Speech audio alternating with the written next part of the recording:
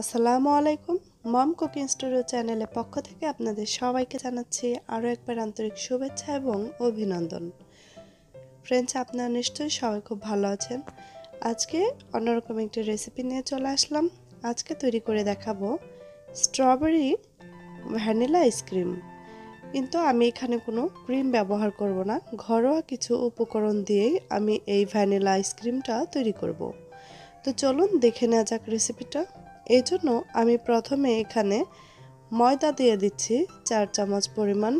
এই ময়দাটা আমি অল্প একটু দুধ দিয়ে গুলে নেব। আমি যেহেতু ক্রিম ব্যবহার করব না, এই জন্য আমি এই ময়দাটাই ব্যবহার করব। আর এখানে আছে হচ্ছে আধা কাপ বা হাফ কাপ স্ট্রবেরি। তো স্ট্রবেরিটা আমি খুব ভালোভাবে ধুয়ে নিয়েছি। এবার একটি নাইফের সাহায্যে এগুলোকে কেটে নিচ্ছি। আপনারা আপনাদের পছন্দ মতো কেটে নেবেন। তো এগুলোকে আমি ব্লেন্ড করে নেব এবার। আর এখানে আমি ফ্রাই প্যানে দিয়ে দিচ্ছি হাফ কেজি পরিমাণ বা 500 গ্রাম লিকুইড গরুর দুধ। তো এবার এই দুধটাকে চাল করে নেব আর সাথে দিয়ে দেব স্বাদ মতো চিনি। আমি এখানে হাফ কাপ পরিমাণ চিনি ব্যবহার করলাম। মিষ্টিটা আপনারা পছন্দ মতো ব্যবহার করে নেবেন। এবার দুধটাকে আমি অনবরত জাল দিতে থাকব। আপনি যদি আমার চ্যানেলে নতুন দর্শক হয়ে থাকেন, রেসিপিটা যদি ভালো লেগে থাকে, তাহলে প্লিজ চ্যানেলটাকে সাবস্ক্রাইব করে পাশে থাকা ছোট্ট বেল বাটনটি ক্লিক করে নেবেন।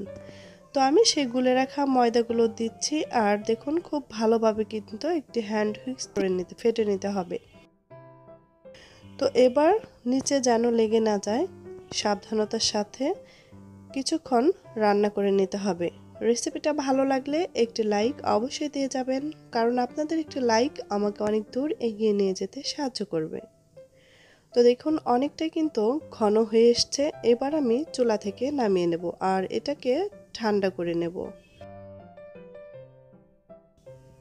তো ঠান্ডা করে নেওয়ার পর দেখতে পাচ্ছেন আমি এই দুধটাকে আমি একটি বাটিতে ঢেলে নিচ্ছি আর এখানে সেই স্ট্রবেরির পেস্টটা দিয়ে খুব ভালোভাবে একটু ফেটে নিচ্ছি বা মেখে নিচ্ছি। তো এখানে মেখে নেওয়া হয়ে গেছে দেখতে পাচ্ছেন। এবার আমি একটি ছাঁকনি দিয়ে ছেঁকে নেব। যেহেতু এখানে কিছুটা আঁশ জমে আছে ব্লেন্ড করার পর, এই জন্য ছাঁকনি দিয়ে কিন্তু ছেঁকে নিতে হবে। আর চাইলে কিন্তু আপনারা ছেঁকে নাও নিতে পারেন, এমনিতেও কিন্তু আইসক্রিমটা খেতে খুব ভালো লাগবে। তো দেখুন এই আঁশগুলো বের হয়েছে, আমি এগুলো ফেলে দেব। আর এবার এখানে ভ্যানিলা এসেন্স 1 চামচ পরিমাণ দিয়ে দিচ্ছি। তো এবার হ্যান্ড হুইক্স দিয়ে ফেটে নিচ্ছি। তো এবার একটি বাটিতে আমি আইসক্রিমটা ঢেলে নিচ্ছি। ঢাকনা দিয়ে ঢেকে আমি এইটাকে ফ্রিজে রেখে দেব 2 ঘন্টার জন্য। 2 ঘন্টা পর ফিরে আসছি। 2 ঘন্টা পর দেখুন অনেকটাই কিন্তু শক্ত টাইপের হয়ে গেছে। এবার আমি একটু হ্যান্ড হুইক্স দিয়ে নেড়েচেড়ে নিচ্ছি আর এটা কিন্তু ব্লেন্ড করা যাবে না, এইভাবেই কিন্তু একটু ফেটে নিতে হবে। তো এবার ঢাকনা দিয়ে ঢেকে আমি রেখে দেব 6 ঘন্টা।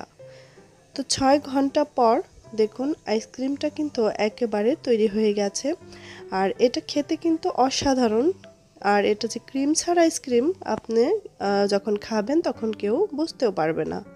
তো আশা করছি আমার আজকের রেসিপিটা আপনাদের ভালো লেগেছে। যদি ভালো লেগে থাকে তাহলে অবশ্যই একটি লাইক দিয়ে যাবেন, প্রিয়জনদের মাঝে রেসিপিটা শেয়ার করবেন। সবাই খুব ভালো থাকবেন, আমাদের জন্য দোয়া করবেন। আল্লাহ হাফেজ।